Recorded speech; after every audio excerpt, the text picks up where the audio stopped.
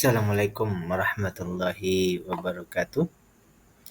Selamat malam, selamat berjumpa kembali di channel Resuma Fundamental Saham yang saat ini ya kita khusus masih membahas saham-saham atau emiten-emiten yang ada di Bursa Efek Indonesia. Seperti biasa kita akan membahasnya dari sudut pandang fundamental ya, utamanya fundamentalnya ini juga masih bersifat kuantitatif ya. Artinya berdasarkan data-data yang masuk yang ada kita ambil patokan di Stockbit ya. Untuk fundamental kualitatifnya itu silahkan dicari sendiri nanti ya di secara mendalam sendiri ya, karena itu ada hubungannya dengan hal-hal yang mendasar tentang perusahaan yang mungkin kita masuk ke ranah yang agak sensitif ya. Tapi kalau berdasarkan data kuantitatif itu kan memang datanya sudah ada dari laporan keuangan ya. Itu berarti ada transparansi data, jadi boleh saja kita bahas. Itu kalau menurut saya pribadi ya. Kemudian seperti biasa analisa kita ini karena fundamental, jadi dia agak atau berada di long term ya, istilahnya jangkanya yang agak panjang, dalam artian bahwa sekali kita menganalisa ini ya untuk 3 bulan ke depan. Jadi bukan beli atau analisa sekarang lalu kita 2-3 hari atau 1 bulan kita beli, tapi kita akan mengevaluasinya di setiap 3 bulan berikutnya, seperti itu. Selanjutnya disclaimer dulu bahwa ini bukan perintah untuk melakukan aksi beli atau jual ya. Ini adalah bahan pertimbangan tambahan ataupun sebagai bahan edukasi tentang bagaimana cara kita melihat atau mencari atau menemukan emiten yang bisa kita jadikan misalnya ini patut untuk investasi atau belum saatnya, seperti itu ya. Oke, itu dulu yang pertama. Selanjutnya kita akan medley saja pembahasannya, artinya mengikut saja, mengiring saja nanti sampai ya sebisa kita ya, sampai ya paling lama ini 1 jam paling lama ya. Ada beberapa emiten yang bukan beberapa lagi, hampir semua sudah melaporkan ya, tinggal beberapa saja lagi yang belum.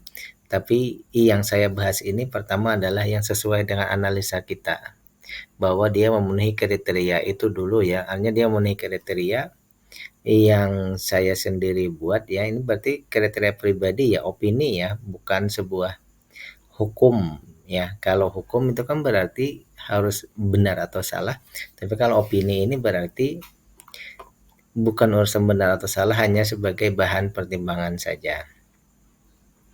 Selanjutnya ini yang pertama SM ya, Selamat Sempurna Tbk. Ini kalau secara rumusan kita saya sampaikan dulu rumusan pertama, bahwa untuk book value minimal 100, untuk EPS minimal 10, untuk harga ini minimal di 50, current ratio minimal 100, untuk hutang berbunga atau DER ini maksimal di 100, kemudian untuk total liabilities hutang keseluruhan ya, ini maksimal di 100 untuk emiten-emiten selain bank dan asuransi. Tipe kalau untuk asuransi dan bank ini malah kalau menurut saya pribadi minimal 200 ya. Jadi terbalik ya, kalau untuk selain bank ini maksimal 100, tapi untuk bank ini minimal 200. Kenapa seperti itu? Karena bank itu kan dia harus mengumpulkan dana dari pihak ketiga. Kalau bisa itu kan harus lebih banyak daripada modalnya, seperti itu ya. Beda dengan perusahaan selain bank dan asuransi, itu seharusnya dia lebih kecil karena melibatkan nanti supaya tidak ada kewajiban-kewajiban yang besar. Baik, untuk non market atau istilahnya di sini kita ya free float saja ya. Free float. Untuk free float ini ya kalau menurut saya pribadi minimal ya di 9 lah. Ada juga di 7,5 ya. 7,5 itu batasan untuk FCA. Kalau menurut saya pribadi ya minimal 9, maksimal 49 bagi yang BUMN. Kalau yang swasta itu ya maksimal di 40 lah. Seperti itu. Untuk saham yang ada di bursa ini untuk saya maksudnya saham yang ada di bursa ya ini kalau menurut saya pribadi ya semakin kecil yang ada di bursa ini semakin baik. Baik, sekarang kita masuk ke rasio ya. Yang pertama ini IPS-nya kita bandingkan dengan nilai bukunya, artinya keuntungan dibandingkan modal ini 30%. Ini berarti untungnya sangat besar ya, 30%, bahkan ini sudah untung bersih ya. Untung bersihnya itu 30%. Sementara itu berarti target kita di 301 tidak bisa di-trigger lagi, artinya tidak perlu kita jadikan patokan lagi di sini ya, ini mengiring saja lagi. Namun apakah sekarang kita dapat diskon? Ya, 1%. Kalau 1% berarti anggap saja dia di harga wajarnya ya. Jadi perusahaan ini untungnya besar ya.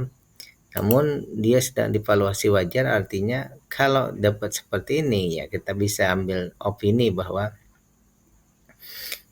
emiten ini layak untuk dibeli ya di harga wajarnya ya. Kita tidak dapat diskon. Untuk dividen ini mereka membagikan 75% ya. Atau 76% lah. Proyeksi ke depannya setara 7,6 berarti di sini ya dividennya ini menyokong ya. Pertama dia layak beli dan ketahanan perusahaannya berupa dividen ini mendukung ya. Free cash flow-nya 33%.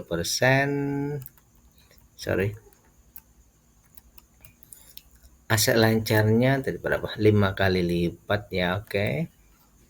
Hutangnya hanya 4%. Tanggungan 25 ya. Free float-nya hanya 41 ya, KCI-nya 48. Sebenarnya free float-nya ini melebihi 40 ya, tetapi karena saham yang ada di bursa hanya hampir 50, jadi dia menurut saya tergolong aman-aman saja. Jadi simpulan awal kita ya, simpulan opini kita untuk perusahaan ini adalah ya, ini masuk layak invest ya. Kenapa? Karena dia di harga wajarnya ya. Untuk fast grower kita tidak mungkin terlalu bisa mengharapkan dia sampai ke valuasi murah atau sangat murah ya. Minimal di wajar sudah bisa seperti ini ya, di 1927 sekarang 1910 ya. Namun apakah saat ini saatnya beli ya? Apakah saat ini saatnya yang tepat untuk beli? Kalau menurut saya pribadi, India sedang naik-naiknya ya. Ini kondisinya sedang naik-naiknya ya. Di peak performance-nya seperti itu ya. 47 dan 192 ini peak performance-nya. Kalau bagi yang sudah punya ini ya tentu saja silahkan di hold saja, ditahan saja. Tapi bagi yang belum, mungkin ini bukan saat yang tepat ya. Karena dia sudah berada di peak performance-nya, itu puncak tertingginya ya. Kita khawatir nanti ada pembalikannya. Nah itu yang mungkin kita agak berat kalau sampai ada penurunannya ya. Oleh karena itu lebih baik kita menunggu ayunan berikutnya ya, menunggu penurunan berikutnya dulu. Kemudian berikutnya kita bahas TSPC. Seperti biasa bahwa dia memenuhi kriteria ya, semuanya sudah memenuhi kriteria ya. Kita akan masuk saja ke bidang rasionya ya. Ini keuntungan bersihnya 294, modalnya 1982 setara dengan 14,8, berarti dia sini untung ya. Tapi untungnya standar ya. Kalau fast grower itu kan di 15 ke atas, kalau di sini dia untungnya standar ya. Kemudian target di 2,5, ini baru 1,1, berarti masih ada ya. Masih ada walaupun dia berada di kondisi yang wajar. Ini setara ya, nilai perusahaannya ini dengan nilai harga ini kurang lebih saja ya. Jadi dia berkatakan bertumbuhnya wajar. Untuk diskon, apakah kita punya diskon? Iya, kita punya diskon 25%. Jadi seperti ini dulu ya mungkin ya. Star Wars ini menginginkan valuasinya murah, berarti ini memenuhi kriteria ya. Jadi untuk kriteria investasi saat ini dia memenuhi kriteria investasi ya. Saat ini ya, untuk perusahaan yang untungnya wajar saja ya, standar saja. Kemudian untuk dividen ya, ini dia 38,94, dan kalau kita ini kan ya, kalau kita masukkan dividennya di sini berarti proyeksinya nanti 5,22 ya. 5,22 itu berarti termasuk dividennya besar ya. Ini sebenarnya besarnya tipis-tipis sebenarnya sih, di kan kita minimal 30% ya DPR-nya. Ini 38 ya, tipis-tipis lah DPR-nya. Tuh dividen yield-nya ini 5,2, akhirnya juga tipis-tipis juga ya. Valuasinya oke, kemudian DPR-nya memenuhi kriteria walaupun tipis-tipis seperti itu ya.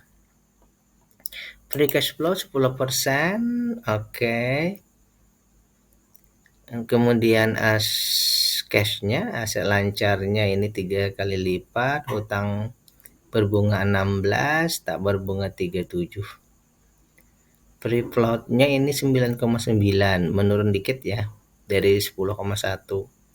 Saham yang ada di bursa itu semuanya. Jadi seperti ini dulu ya, kita kasih dulu ya. Tinggal di sini ya, bahwa kalau dari data yang seperti ini kita lihat dulu ya, bahwa perusahaan ini kalau kita ambil simpulan awal apakah dia layak invest? Layak invest ya, satu. Untuk apa? Untuk perusahaan yang untungnya standar, gitu saja dulu ya. Perusahaan ini layak invest untuk perusahaan yang untungnya standar. Nah, apakah triwulan ini saatnya untuk kita misalnya masuk? Tinggal kita cek tambahan terakhir, ini konfirmator terakhir ya. Sekarang ini 29, 32, 32, 29. Ini berarti sedang turun ya, turunan pertama ya. Kalau menurut saya pribadi ya, ini menurut saya pribadi ya, bagi kita yang belum ini ya, sekarang dia sedang mengalami penurunan keuntungan, mungkin menurut saya kita tunggu lagi di triwulan berikutnya. Ya, saat ini mungkin kita belum saatnya masuk, tapi triwulan ini belum ya. Kita tunggu lagi triwulan 2 ya. Kalau memang valuasinya masih seperti ini dan IPS-nya turun, tahan lagi. Tapi kalau dia IPS-nya naik, silahkan dicoba untuk masuk. Berarti mungkin satu tahap lagi, satu langkah lagi ya. Layak invest tapi keadaan IPS belum memenuhi kriteria. Seperti itu. Berikutnya kita akan bahas yang ketiga, UNTR, United Tractors ya. Kayak lagi dia memenuhi kriteria juga semuanya ya, oke, tidak ada masalah ya. Kemudian kita akan bahas ini, kita langsung aja ya. Perusahaannya ini ya keuntungan bersihnya 4.860, nilai perusahaannya 25 ribuan, ini setara dengan 18,92. Berarti kategorinya menurut kita ini termasuk kategori fast grower atau untungnya besar ya, untungnya besar, hampir 20%. Bahkan di sini ya, untuk proyeksi keuntungan ini di 2,5, dia malah baru 0,95 ya, tapi atau di bawah dari nilai sebenarnya perusahaan ya. Ini termasuk yang agak langka istilahnya begitu kan. Perusahaannya fast grower, kemudian targetnya di 2,5 ini masih 0,95 ya, masih di bawah dari nilai bukunya ya. Nilai bukunya kan 25.000 ya kan. Sementara harga sekarang 24.000 sehingga dia PBB-nya ada masih kurang 5 dari nilai wajar. Apakah kita dapat diskon? Kalau dari data yang kita dapatkan ini iya ya. Ini di harga 24375 ya. Diskonnya 50%. Nah, seperti itu. Jadi untuk kelayakan investasi ya di triwulan ini, layakkah invest? Jawabannya menurut data yang kita dapatkan iya ya. Tinggal konfirmatornya ini dividen. Mereka membagikan dividen sebesar 2.151 atau 41%. Ya. Ini berarti kalau misalnya dibagi dividen hari ini ya, maka kita akan dapat 8%. Berarti di sini dividennya sudah mendukung ya, sudah menyokong ya. Lebih dari 5%. Berarti layakkah investasi? Iya. Bagaimana penyokongnya? Iya. Free cash flow-nya 23%. Aset lancarnya 146. Hutangnya yang berbunga 21%, yang tak berbunga 77. Ya, kemudian free float-nya 35. Ini mendekati sih ya. Mendekati 40, tapi tidak apa-apa. Kenapa? Karena saham yang dia ada di bursa pun hanya 41%. Berarti 59-nya ini tidak ditradingkan. Jadi untuk ketahanan perusahaan oke. Jadi kalau melihat data yang kita lihat di sini ya, ini klop ya, istilahnya perusahaannya untung besar, targetnya masih jauh ya, valuasinya murah, berarti layak invest. Dividennya penyokongnya oke, ketahanannya oke. Tinggal berarti simpulannya apa? Perusahaan ini ya layak untuk kita investasi ya. Layak untuk investasi, tetapi ini secara perusahaannya, tetapi apakah triwulan ini saatnya untuk beli? Apakah triwulan ini saatnya untuk beli? Kalau melihat data IPS-nya, dia ini 55, turun 52, turun 487, turun 486. Berarti dia sekarang sedang declining, sedang penurunan ya. Ini mungkin sangat bagus istilahnya ya, tetapi dari segi declining mungkin saja dia masih terbawa arus. Jadi kita menunggu ya, kalau menurut saya pribadi ya, ini kita menunggu bukan di triwulan ini, tapi triwulan berikutnya. Kalau laporannya menunjukkan peningkatan, baru kita masuk di perusahaan ini. Berarti saat ini kita, menurut saya pribadi, belum saatnya masuk. Kalau sudah punya bagaimana? Kalau sudah punya berarti ya ditahan saja, dibiarkan saja ya. Sampai misalnya kita, kalau memang sudah saatnya menambah, silakan menambah. Atau bagi yang belum, silakan masuk ya. Jadi itu menurut pemahaman saya ya. Jadi ini bagi yang belum punya silahkan tahan saja, bagi yang sudah punya, bagi yang belum punya silahkan menunggu di triwulan berikutnya. Bagi yang sudah punya silahkan ditahan, tapi jangan ditambah dulu. Selanjutnya kita masuk MSTI, Master System Infotama ya. Kali lagi saya tidak membahas tentang apa itu ya, kualitatifnya ya, apa itu MSTI. Silakan cek sendiri siapa pengelolanya ya, dalam artian direksi dan komisarisnya, atau ada masalah apa silahkan cek ya. Saya hanya membahas dari segi data ya. Pertama, bahwa dia memenuhi kriteria seperti pembahasan kita, saya ingin cepat saja ya. Kemudian dari segi rasio, ini IPS-nya di triwulan ini 179, nilai perusahaannya 634, setara 28,3. Berarti perusahaan ini ya, kategorinya untung besar atau fast grower. Oleh karena fast grower, kita tidak menjadikan patokan 2,5 sebagai tujuan ya. Ini berarti sudah kita lewati sebenarnya ya, tapi di saat ini dia kok 2,4 ya. Memang ya istilahnya seperti itu. Tidak jadi patokan lagi, tapi kalau mau melihat bahwa dia 2,4 ya. Hampir 2,5. Apakah sekarang kita dapat diskon? Iya, kita dapat diskon 14%. Nah, untuk sebuah fast grower ya, untuk emiten yang fast grower seperti biasa, dia menghendaki ya minimal di valuasi wajar 1796. Sekarang 1540, berarti dia ada diskon tadi 14% ya. Untuk triwulan ini ya, layakkah invest? Jawabannya iya. Layakkah invest? Jawabannya ya, kan dia fast grower dan berada di valuasi wajar. Tinggal kita lihat lagi sokongannya. Dia membagikan dividen 69,85 ya, berarti besar ya, ini sudah oke.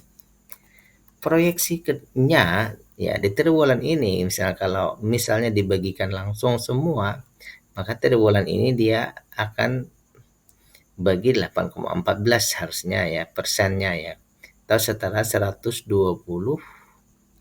ya. Ada peningkatan kalau misalnya dibagi sekarang. Melihat data ini kan dia bagi 118. Sekarang ini proyeksinya menjadi 125 ya, seperti itu. Sehingga nanti dividennya ini ya besar. Sekarang kita mencari konfirmator lainnya. Ketahanan perusahaan, free cash flow 12,8, aset lancar 38, hutang hanya 1, hutang tak berbunga 40, free floatnya 13, saham yang ada di bursanya 15%. Ini sangat kecil sekali ya, bahkan retail hanya 13 dan saham yang ditradingkan hanya 15 ya.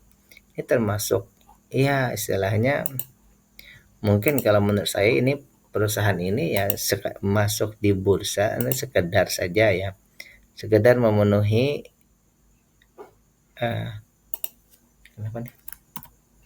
sekedar memenuhi ya keperluan untuk masuk bursa saja kalau menurut saya ya. Baik, kita ambil simpulan atau opini saya terhadap perusahaan ini yang berarti di sini dari segi ini berarti ya triwulan ini boleh saja masuk ya. Untuk dividennya sudah memenuhi kriteria, ketahanannya oke. Berarti di sini layak invest ya. Kalau investasi di perusahaan ini ya kategorinya layakkah? Layak, tapi dia berada di valuasi yang wajar ya. Diskonnya kecil saja 14%. Sekarang apakah triwulan ini saatnya masuk? Nah, ini yang jadi pembahasan kita ya. Apakah triwulan ini saatnya masuk ya? Kalau melihat data seperti ini ya, 192, 168, naik 172, naik 179.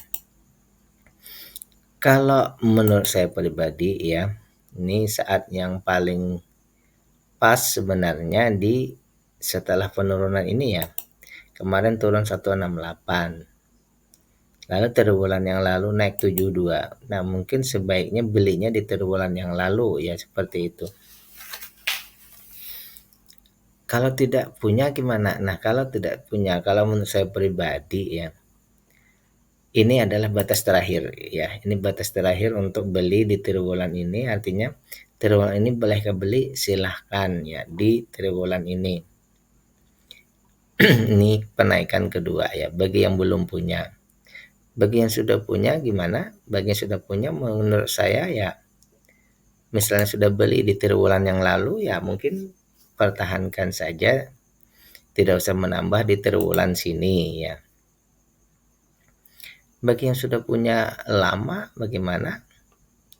Kalau mau menambah juga mungkin tidak perlu di triwulan lalu saja sudah menambahnya, seharusnya begitu ya. dan yang lama-lama ya disimpan saja. Karena di sini apa, proyeksi dividennya ini besar ya, 8%. Jadi sekali lagi, apakah triwulan ini layak invest? Ya. Apakah triwulan ini saatnya masuk beli? Menurut saya pribadi ini ya, yang lebih dikehendaki itu di triwulan sebelumnya ya.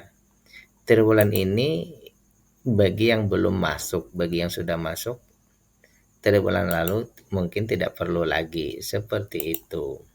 Oke, mungkin sampai di sini saja dulu pembahasan kita ya. Mudah-mudahan bisa bermanfaat ya. Sekali lagi, ini bukan perintah untuk melakukan aksi beli atau jual. Ini hanyalah bahan pertimbangan tambahan. Billahi taufiq wal hidayah. Assalamualaikum warahmatullahi wabarakatuh.